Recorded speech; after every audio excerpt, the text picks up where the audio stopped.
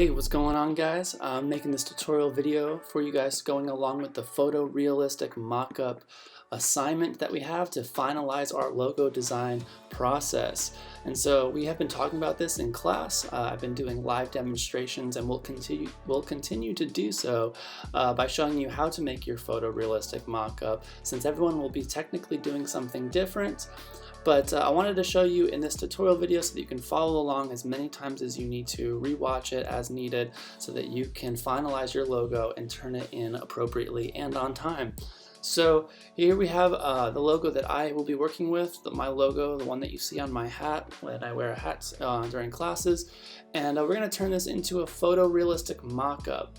But first, what is a photorealistic mock-up? If you happen to miss class, a photorealistic mock-up, we'll see some examples over here, is a photograph of something in real life, and we put our logo in place or on that photo to make it look like it's really there. So in this case, we have a pen and a paper, make it look like somebody wrote the logo here with pen. We have a t-shirt, so this is a very common way of doing it, putting your logo on a t-shirt. And as you can see here, your brand would go right in the middle. We have a phone, so you could put it on like a phone screen if you imagine your brand to be a phone app or something like that. And we have a business card, which is another common opportunity or object to put your logo on. There's many different opportunities, many different objects you could put your logo on to create a photorealistic mock-up. So that is a photograph that is meant to look real, hence the word photorealistic, and mock-up is just the creation of it, so it's not the real thing. So we're going to take this logo and slap it on a t-shirt today. So it's really quite easy, actually. I'm imagining that you have your flat logo design just like this, and on Photopea. And so once you have your logo at this stage, it is digitally designed just like this in a flat way. We're going to save our logo. There's two different ways to save this, though. We want to save it out of Photopea in a certain way. You go up to File here, and I've asked you to save as PSD many times. This is just the Photoshop document.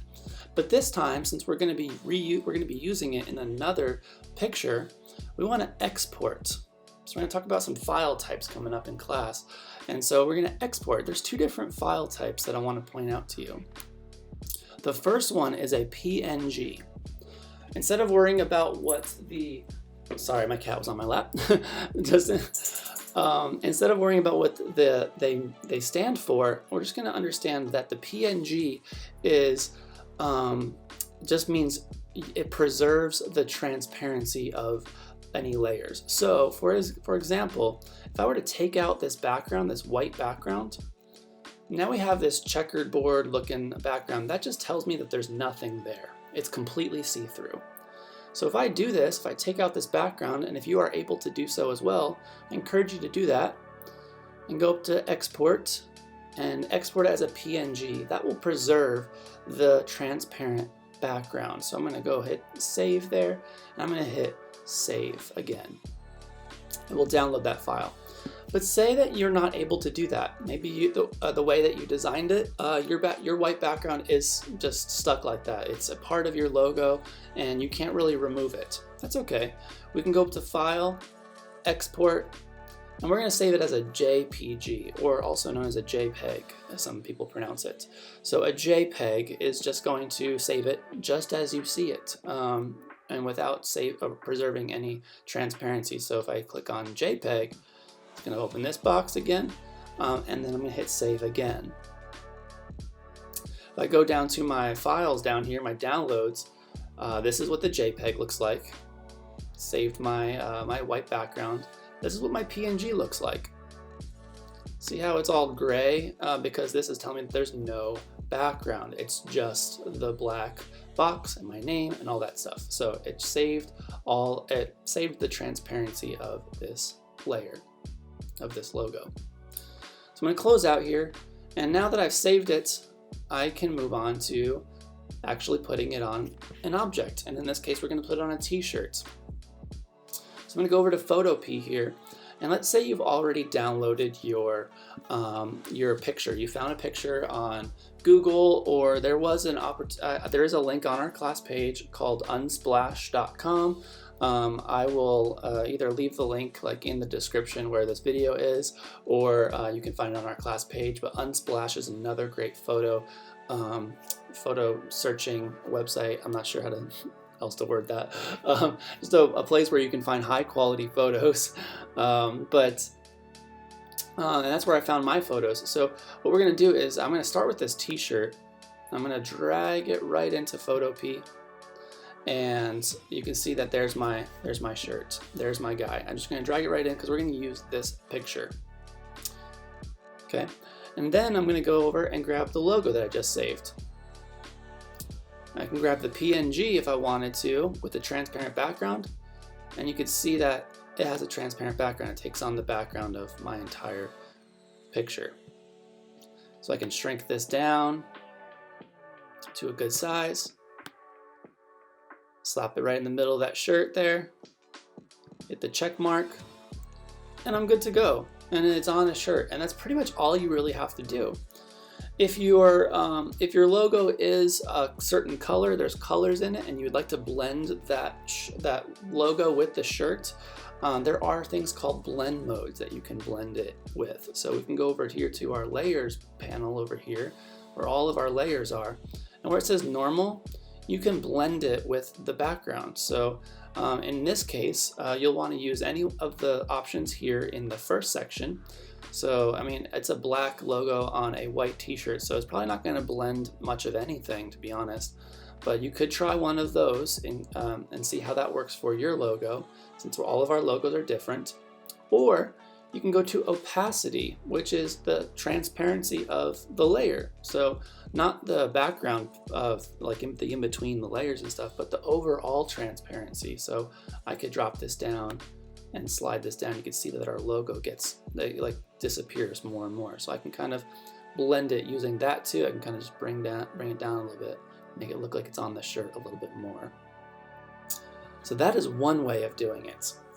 We're actually going to do this to a different shirt, actually a hoodie, to show you in case you have your picture might be a little bit more complicated than this, or maybe it has some angles that you want to work with.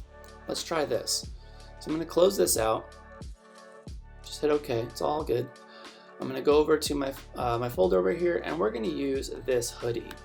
We also worked with this during class. So if you were in class, you probably remember seeing this picture. But I got this guy, he's leaning up against a wall. Great photograph for a photorealistic mock-up. I can put my logo right on his shirt. But we're also gonna mess with some tools. This is a little bit more of a complicated photo to work with. So if you chose a picture or an object that has some angles to work with, and you really want to sell the idea that the logo is in the picture, this is how we're gonna do it. I'm gonna grab my logo, and this time I'm gonna use the JPEG to show you how this could work. So if you grab the logo over there, and see now we have our white background, we got this block. So I'll show you how to get rid of that if you're working with a logo like this. So I'm gonna bring this down. This logo looks like a decent size, so we're just gonna work with that. I'm gonna hit a check mark, place it. Remember those blend modes I was just mentioning a minute ago? So if we go over to where it says normal again, make sure that the right layer is selected, the logo layer. I'm going to drop this down, and I'm going to choose one of these options again. One of my favorite ones to use in this case is multiply, so maybe you could try that first. Hit multiply, and you can see that the white just completely goes away, which is really nice. And then it starts to blend in with my shirt. So we're on to a great start. But now I'm going to show you how to transform this thing, or warp it, if you will, to fit the shirt. If you have a picture and a logo that needs to be warped or transformed, we're going to go up to Edit. We're going to drop all the way down to where it says Transform. And you can try a couple different options here. And I'm going to use the one Distort. I think this would be your best bet, especially if you're working with a distinct shape like this. So I'm going to choose distort. You can also try the warp feature, which has a little bit more flexibility. If you have like you have a picture logo or something like that, you could try the warp feature. But they all start off the same. You click on one of these warping, these transform options. I'm going to choose distort, so you can try that first with me if you'd like. I'm going to zoom in here, so I'll grab my magnifying glass down here, make sure it has the plus sign, and I'm just going to click again, and I think that's good. Go back. Oh, I think I accidentally closed out of the transform tools, so let me go back and do that again. I'm sorry. Edit, transform, distort. There we go. So now we got our box, which is at the edge of our layer. Even though the white's not there, it's still, that's how big the layer was originally. So what I'm going to do is grab these corners and I'm going to start distorting them. I'm going to start warping them to kind of fit the overall angle of his shirt. And as you can see, it's starting to warp each corner, make it seem a little bit more angled, and I think that looks really decent. Looks pretty decent, to be honest. Probably don't have to do much to this. And there we go. Just move each corner a little bit, and I'm going to hit the check mark. Might scoot this over a little bit, so make sure my move tool is selected. That's the very first tool in Photopea. Move this over. But in class, we kind of noticed this together. We noticed that the strings in the hoodie are behind the logo, and it should be sitting in front. So what we're going to do is just grab our eraser tool. If you don't know where the eraser tool is, you can just hover over each of these tools until it tells you which one is the eraser tool. It's right here. You can also hit the letter E on your keyboard, as you can see, and it'll jump right to it. And now we're going to erase these where the strings are, where on the logo. We're going to erase that part so it looks like the strings are in front. If you need to make your brush for your eraser bigger or smaller, we got this these tools right up here. So you can control the size. You can also control the hardness, so it's not like chisel hard, but there's like softer edges. So I might bring this down a little bit, like maybe 75, and make this just a tiny bit bigger. Let's see. Where's my mouse? I can't find it. Okay, there it is. I'll make it a little bit bigger.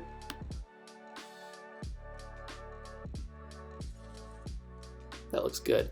So I'm going to go in and zoom in a little bit again, because I want to get a little closer to this. That's good. Go back to my eraser. And let's brush this away. So I'm just going to paint right where the string is. But it says we have this smart object must be rasterized first. That just means it's a fancy way of saying, are you sure you want to do this? So if you get this message, just hit OK. We'll define what rasterizing means going forward and learning more about this program. But right now, the simple breakdown of this message is, are you sure you want to do this? We're just going to hit yes. OK. And then we can go ahead and paint this away. There we go. Paint that away, right where the logo is. I think I painted too much, so I'm gonna just hit Command Z or Control Z to undo, or you can hit Edit Undo if you mess up. Let's just Edit Undo in case you mess up and you want to try again. Paint that away. Paint this away.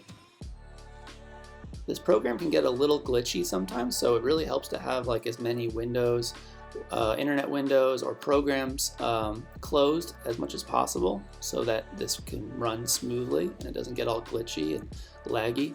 So we're going to just try the best we can though. Paint that away.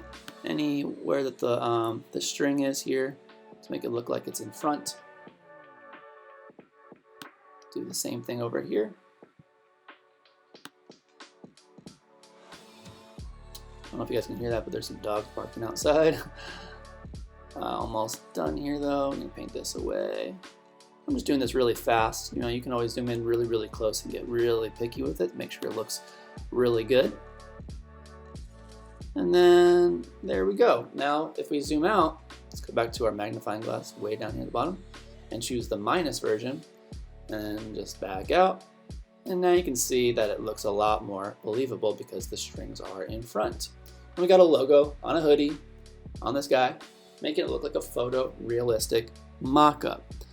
If I'm looking at this now, I probably would make the logo a little bit smaller, but I already erased it, so technically I'd have to start over. So make sure your sizing is good the way you want it, because when you start erasing, you can't really go back. We're going to learn a little bit more about faster editing techniques and stuff, but we just want to learn the basics for now. And this is a great way of learning, the move tool. We covered the eraser tool. We talked about the zoom tool in this video. We also talked about blend modes for blending layers together. You can also use opacity or transparency for that option too, to control the transparency of a layer. Like you can see the logo kind of fading in and out right now. And lastly, we talked about transform tools in case you need to transform your layer. So rewatch this video, just skip to the part that's most convenient for you if you need to. I hope this video helped you guys, and we'll talk more in class and I can answer any questions you might have. Before we go, let's save our work. We don't want to forget to save it. Let's go up to File. You can hit Save as PSD because we're finally done, or you can also go to Export As and save it as a JPEG if you want to, like we did with our logo. So either one is fine. We're going to talk more about different file types in class so you can understand the purpose for all of them, but when you are finally done, any one of these is okay, JPEG or save it as a PSD. I do recommend saving it as a PSD as much as possible, because when you do, it will save your project and you can always reopen it and continue editing later. So for example, if I close this out and let's say in the future I want to continue editing, there's my PSD. I can just drag this in and you'll see that it will remember my layers and all the edits that I made so I can continue editing later. So PSD is never a bad option. Again, hope this helps. We're going to talk more about it and I'll catch you guys later. Peace out.